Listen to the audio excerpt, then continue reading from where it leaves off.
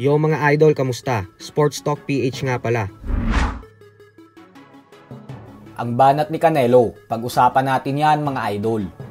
Ngunit bago ang lahat ay huwag kakalimutang mag-subscribe at i-click ang notification bell button for more sports talk.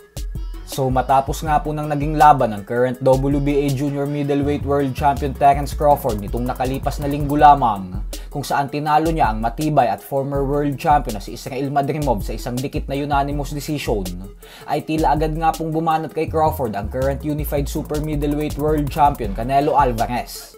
Sa latest interview po kasi kay Canelo, ay bumanat ito na kung papatulan niya lang daw ang kakahamon sa kanya ni Crawford, ay magiging sobrang daling laban lang daw talaga para sa kanya si Crawford, lalo pat kung sa mismong dibisyon niya pa daw gagawin ang kanilang laban.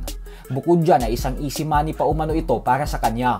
Alam naman po kasi nating lahat na matagal nang naghahamon sa kanya si Crawford, subalit ayaw itong patulan ni Canelo gawa nang wala naman daw itong maitutulong sa kanyang legasiya, nang dahil masyado daw maliit si Crawford para sa kanya. Mababatikos lang daw siya ng mga fans kapag tinalo niya ang kapwa niya former pound for pound king. Pero ngayon nga po ay sinabi na ni Canelo na bukas na daw ang kanyang pinto na labanan si Crawford kung magugustuhan niya ang offer sa kanya patungkol sa usaping salapi.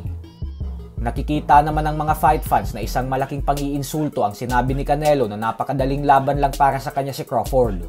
Pero madami namang sumang-ayon dito matapos makita ng lahat na nahirapan ng gusto si Crawford sa kauna-unahang laban nito sa 154-pound junior middleweight division, kung saan talagang iniinda nito ang bawat suntok na naipapatama sa kanya ni Madrimov.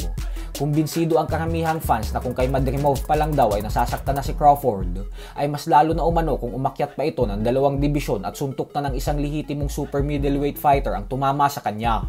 Baka daw dito na natin makitang matulog sa ibabaw ng lona si Crawford. Kaya naman dahil dyan ay payo ng karamihang fans at maging ng mga boxing experts ay wag na daw ituloy ni Crawford ang balak nitong lumaban pa kay Canelo. Sa kabilang banda naman mga idol ay kung atin nga pong matatandaan ay inanunsyo ng kampo ng former 3 Division World Champion Angas ng Pinas, General Casimero, na lalaban daw sila sa buwan ng September ngayong taon.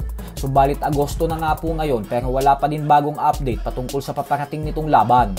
Ganun pa man ay magantay lang po tayo sa mga pahayag na ilalabas ng kampo ni Casimero dahil malaki ang posibilidad na maglalabas na sila ng update sa mga darating na araw o linggo. Madaming fans na po kasi ang nag-aabang dito lalo pat gusto na talaga nilang makita ulit na lumaban si Casimero. Gawa ng nitong buwan ng October pa sa nakalipas na taon siya huling sumampa sa ibabaw ng lona, kung saan nauwi sa tabla ang resulta ng kanilang bakbakan ng former super bantamweight world champion Yukimura Oguni.